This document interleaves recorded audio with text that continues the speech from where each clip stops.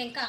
बड़ी खबर है पशुपति पारस को लेकर, जहां पशुपति पारस ने एनडीए से इस्तीफा दे दिया है। पशुपति पारस ने पहले ही ये क्लियर किया था कि जब तक एनडीए सीट शेयरिंग के फार्मूले को क्लियर नहीं कर देती है, सीट शेयरिंग के फार्मूले को पूरा बता नहीं देती है, तब तक वो कोई भी निर्णय नहीं लेंगे।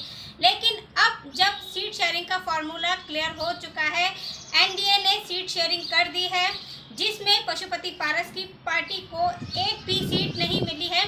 इसी बात से नाराज होकर अब पशुपति पारस ने मोदी कैबिनेट से इस्तीफा दे दिया है। आज ही उन्होंने एक बैठक भी की थी, जिसमें उन्होंने कहा था कि उन्होंने एनडीए की पूरी वफादारी के साथ एनडीए के साथ काम किया, लेकिन उसके बावजूद भी उन्हें वफादारी एनडीए से नहीं मिली है। लेकिन अब उन्होंने मोदी कैबिनेट से इस्तीफा दे दिया है। उन्होंने पशुपति पारस ने भी कहा है कि मेरी पार्टी और मेरे साथ नाइंसाफ हुआ है।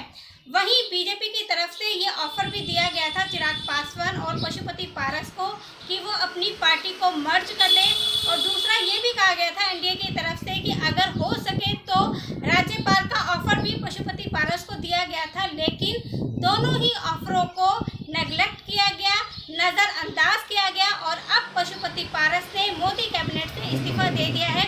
वही जानकारी ये भी मिल रही है कि हो सकता है कि पशुपति पारस आरएलडी ज्वाइन कर लें, लेकिन वहां आरएलडी में भी कुछ पेच ऐसे फंसे हुए हैं जो आपको जानना बहुत ज़रूरी है। सीट शेयरिंग के फार्मूले को लेकर जहां कांग्रेस आरएलडी से 15 सीट की मांग कर रही है, लेफ्ट पार्टियां भी 8 से 9 सीटों की 8 से 9 सीटों की मांग कर रही है। तो अगर ऐसे में पशुपति पारस की एंट्री हो जाती है तो सीट शेयरिंग का जो फार्मूला है वो भी कहीं ना कहीं गड़बड़ा सकता है।